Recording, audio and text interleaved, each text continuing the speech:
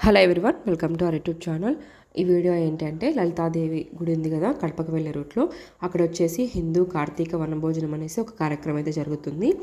వనభోజనం అనమాట. ఒక 25,000 మందికి భోజనం అయితే చేయించారు. ఇప్పుడు ఎక్కడ ఏం జరుగుతుంది ఏంటి అని మనం తెలుసుకోవాలంటే సోషల్ మీడియా ఉంటే సరిపోతుంది కదా. ఇన్స్టాగ్రామ్లో అయితే వచ్చిందనమాట. ఇంకా మనకు దగ్గరలోనే ఉంది కాబట్టి అమ్మవారి దర్శనం చేసుకుందాము, అలాగే శివపార్వతుల కళ్యాణం కూడా అని చెప్పారు. వెళ్ళామన్నమాట. మేము వెళ్ళేతలకి ఆఫ్టర్నూన్ అయిపోయింది, 12 o'clock అయిపోయింది అనమాట. ఇంట్లో పని చేసుకొని వెళ్ళేలోపు ఇంకా వెళ్ళేసి అమ్మవారి దర్శనం చేసుకొని ఇంకా చుట్టుపక్కల ఉన్న దేవతల దర్శనం చేసుకొని ఇంకా అమ్మవారి దగ్గర అయితే ఫోన్ కూడా ఆయన బయటికి తీయకూడదు, వాళ్ళు ఫోన్ చేతిలో ఉన్నా కానీ జేబులో పెట్టుకోండి లేకపోతే బ్యాగ్లో వేసుకోండి అని అయితే అంటూ ఉంటారు. ఇంకా అమ్మవారి దర్శనం అయితే చేసుకున్నాము. ఇంకా బయటకైతే వస్తున్నాము. ఇక్కడ వచ్చేసి వ్యూ చాలా బాగుంటుంది. ఇటు చూసిన కొండలే ఉంటాయి కదా. లలితాదేవి అమ్మవారి గుడి ఆల్రెడీ నా ఛానల్లో ఒక 2 times ఏమో పోస్ట్ చేసినట్టున్నాను, చూడండి చూడకపోతే ఎవరైనా.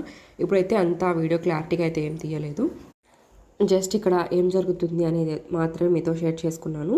ఇంకా కార్తీక మాసం ఎండింగ్ వస్తుంది కాబట్టి ఈరోజు లాస్ట్ ఆదివారము, ఇంకా నెక్స్ట్ వచ్చేసి సోమవారం లాస్ట్ వారం కాబట్టి చాలా బాగా అయితే చేశారు. దగ్గరలో ఉన్న వాళ్ళందరూ కూడా వచ్చారనమాట. చాలామంది జనాలు అయితే ఉన్నారు. అంతమంది ఉంటారని అయితే అస్సలు ఎక్స్పెక్ట్ చేయలేదు, అంతమంది అయితే ఉన్నారు. ముందు పక్క ప్లేస్ అంతా క్లీన్ చేసి అక్కడే భోజనాలు అయితే ఏర్పాటు చేశారు. ఇంకా గుళ్ళో అమ్మవారి దర్శనము, తర్వాత చుట్టుపక్కల ఉన్న దేవతల దర్శనము, ఇంకా సుబ్రహ్మణ్య స్వామి నాగదేవతల దర్శనం చేసుకున్నాము.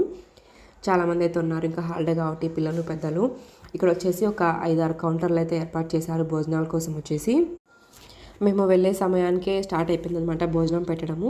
ఫస్ట్ తిన్న వాళ్ళకు వచ్చేసి ఇంకా బజ్జీ, కరివేపాకు రైస్ అయితే ఉన్నాయి.